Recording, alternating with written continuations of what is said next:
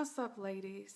I'm going to do this live video here in the Facebook group, and I'm also going to upload this to my YouTube channel to do, double duty.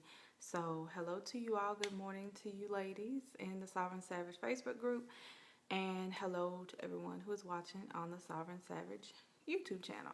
Now, I just want to hop on here real quick, and I am looking at my timer. I'm not going over like 10 or 15 minutes. I just wanted to say this real quick because I think this will help a lot of women this morning and period.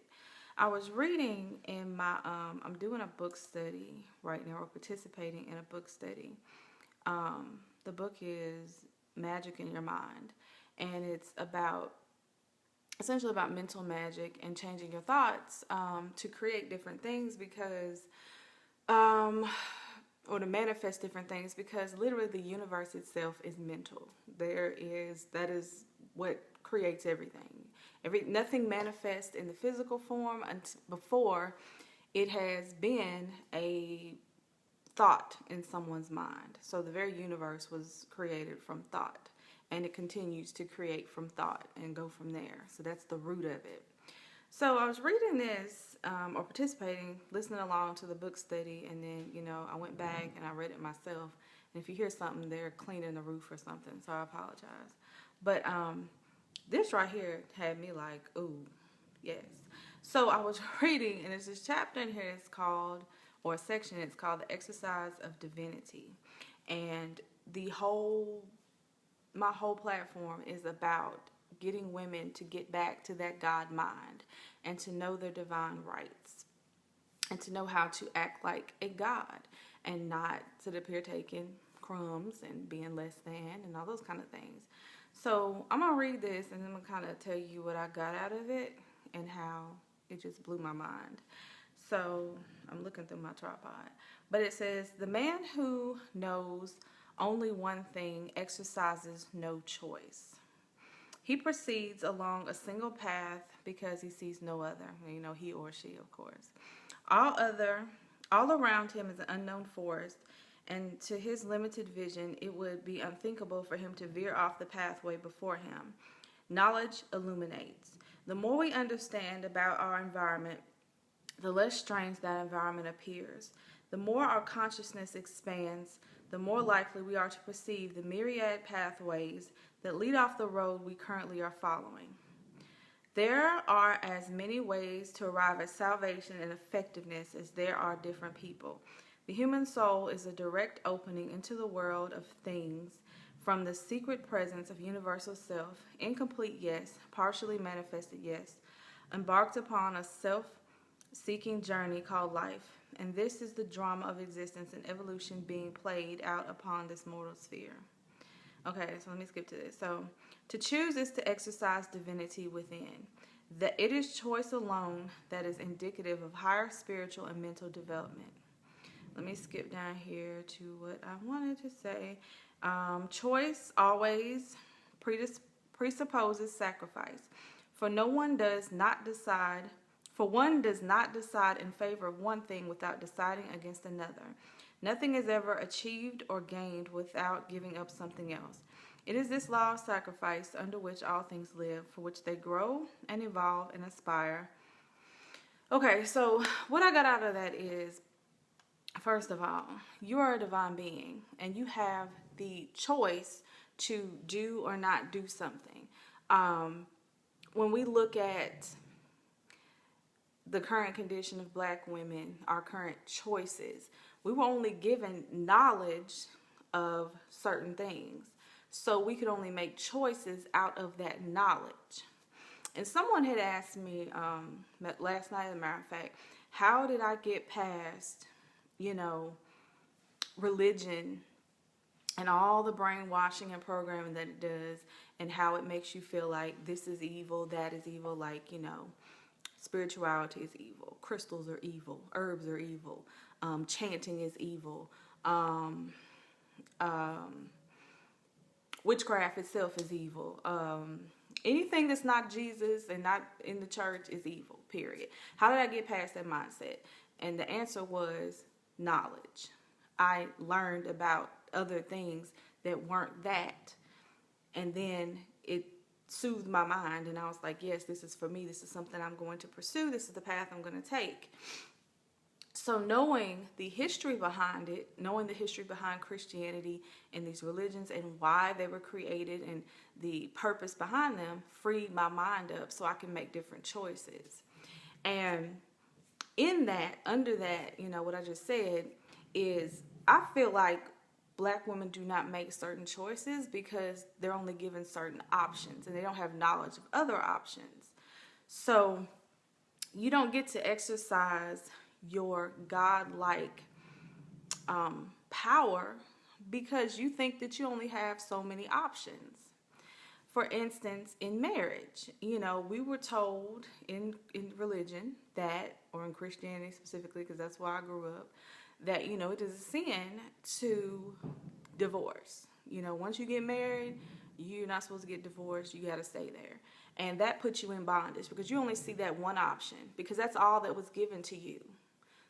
Marry, make it work, or divorce, and, well, two options. Marry, make it work, be miserable if it doesn't work, or divorce and be forever shunned and, have a mark of, adultery and sin and all this foolishness on you because you got divorced and you didn't let God work it out, So not knowing that that was a lie, that there's no God outside of you, that there is nothing that's keeping you bound, keeps you bound.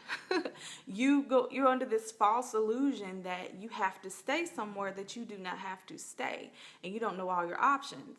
I mean, now I'm honestly, as the more I sit here and free my mind, I see options of, how about let's not get married? How about let's look at the history of marriage and why it even exists as an institution and decide that, what? I'm going to have lovers. I'm going to have friends. I'm going to have people who I date and go out with and have fun. But I don't have to marry anyone. I don't have to sign over ownership of my womb and my reproductive rights and all this other stuff to someone. And, they try to make it seem better now. I studied in my women's studies class that women, when they went to work and they got a check, it wasn't their check. They couldn't own property. That check was signed over to their husband, and they couldn't own anything. And that just absolutely baffled me, and this wasn't that long ago that this happened. So now they're, saying, oh, we got rights now. And I'm not happy with the rights that we have because they're not full rights. They're giving us partial rights. They're saying, okay, now you can go to work, but, you still get married, and the norm is for you to take your husband's last name. That establishes ownership. If you look at the history of taking someone's name and the history of names, period, that's establishing ownership of someone. And a person cannot be owned. We complain about slavery and people owning slaves, but you don't understand that marriage is a modern day institution of slavery. You now belong to that person. Spiritually, you have signed yourself to that person and signed control over to them. And mentally, you've done the same thing. So it's not that slavery is over. We still have slavery. It just comes in different forms, and they try to change the face of it so we don't recognize it. But it's still slavery. So when you learn and get knowledge, gain knowledge, then you can make different choices. But the only way for people to make different choices is to have knowledge of the history of things and the root of things. And it's interesting because I looked up, because remember that I said the name of this section in this book was The Exercise of Divinity. Divinity meaning God, godlike, or related to God. And it's funny because the word exercise, when you look up the definition, it means to use or apply a faculty, a right, or a process. And I'm always talking about our God rights. What are your rights as a God? What are your rights as a woman? So to exercise those things, that means that you are tapping into your rights, your processes, what things should be happening if you are a God. So let me go back to this, what I was reading. Okay, so another way to look at this chapter is to, when people are limited in their knowledge and their thinking, if you never question anything, because that's how I got to where I am. I questioned everything. I said, this doesn't make sense. This isn't working. What other options do we have? And for a long time, I didn't get those answers because the people I was asking didn't have them. Okay, and they chose to stay on the path that they were on. But me, it took me damn near 30 years to get the answers that I needed because I asked different people. I finally got to the people who had the answers, or I finally looked in the places where they had the answers.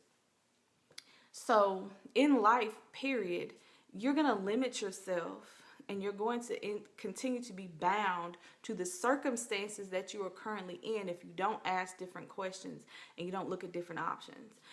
Specifically, I remember when I was going to college, I was in Nashville, Tennessee, and I was going to go to nursing school in Memphis, Tennessee. And nursing school, I don't know if it's still this way, but it's very competitive at the time.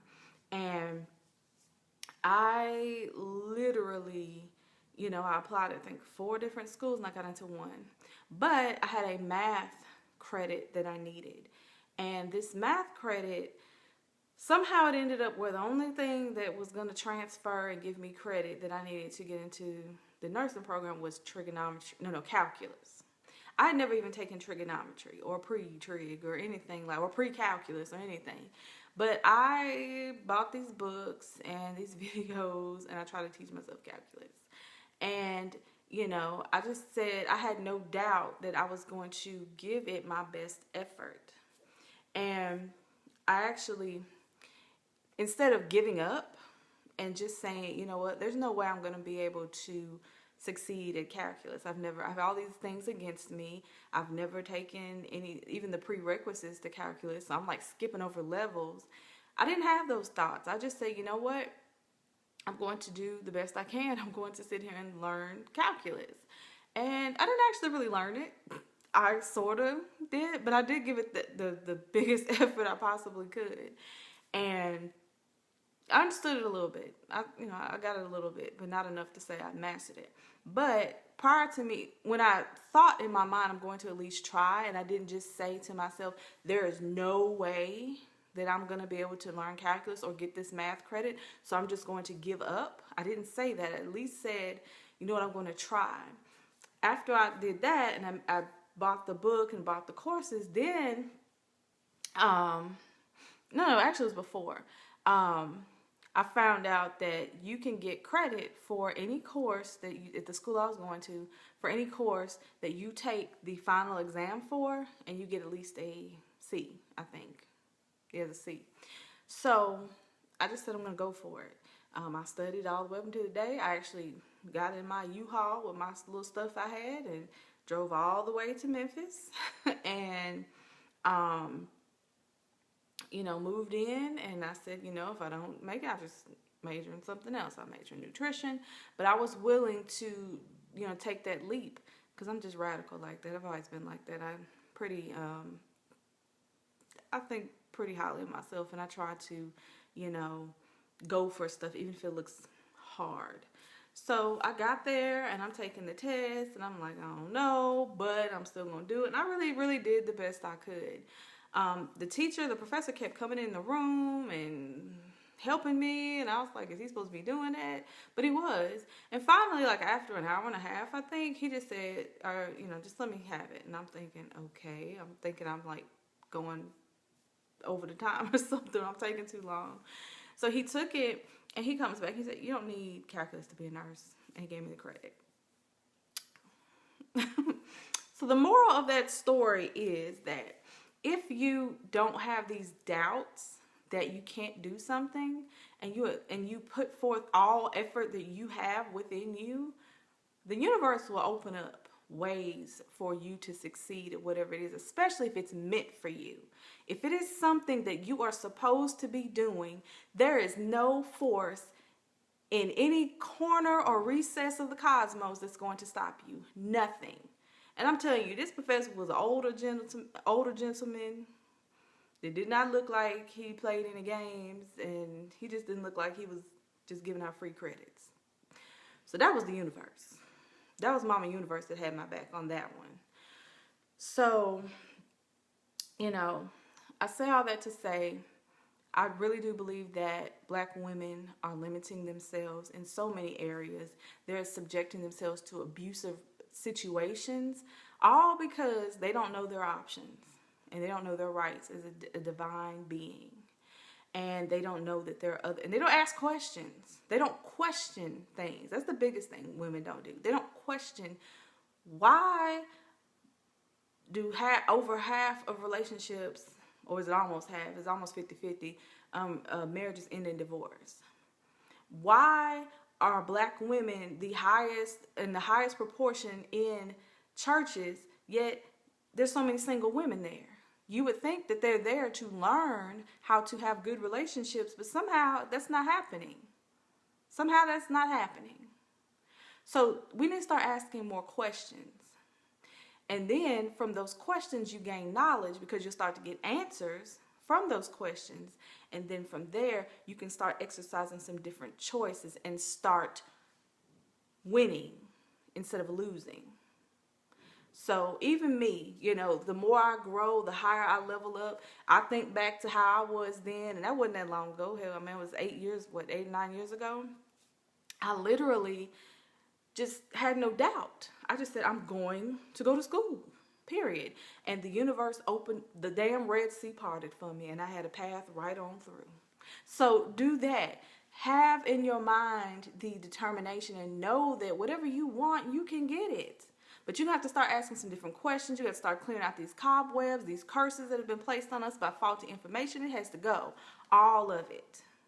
We're going to have to start questioning, why is my life not working? Because this is what I'm here to tell you. Your life is supposed to work. It is your divine right for your life to thrive, for you to get the desires of your heart. That is what is supposed to be happening. And if it is not happening, you need to start asking questions. Why? Where is my good life? Where is my prosperity? And why is it not happening? If it's not happening, something ain't right. Ask questions so you can gain knowledge and then exercise different choices and receive and go down different paths instead of just thinking that this is all there is. Your life is not all there is. What is happening to you right now is not all there is, and it's not acceptable. If it's not good and perfect and putting you in a state of ecstasy and bliss, then you are not going down the right path, and there's some questions that you're not asking and some answers that you're not getting. Somebody done lied to you, whether it be yourself or society or the church or your mama or your father or your cousin or your teachers or somebody. Somebody done lied to you because your life is supposed to be working. So that's all I got to say for this morning. I hope you all have a wonderful day. And, like I said, start asking different questions so that you can start getting different answers, get different knowledge, and so the universe can open up. Because if you're on your path, if you're doing your blueprint and you're doing what you're supposed to be doing, and you're actually going where your soul, your soul and you one, okay? Y'all are in alignment, everything works. It has to work. It is law. There's no way it can't work. So I'll talk to y'all later. Peace.